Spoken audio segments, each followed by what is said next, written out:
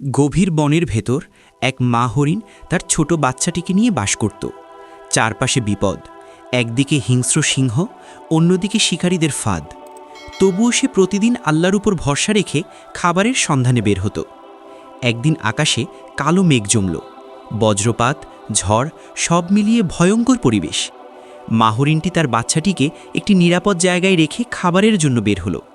হঠাৎ সে চারদিক থেকে বিপদে পড়ে গেল। একপাশে আগুন জ্বলছে, অন্য পাশে নদী ফুলে উঠেছে, আর দূরে এক সিংহ তাকিয়ে আছে তার দিকে। মা হরিণটি থমকে গেল। পালানোর কোনো পথ নেই।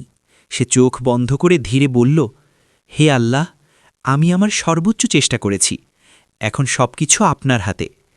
ঠিক সেই মুহূর্তে অবাক করা ঘটনা ঘটল। হঠাৎ আকাশ থেকে বৃষ্টি নামল, আগুন নিভে গেল।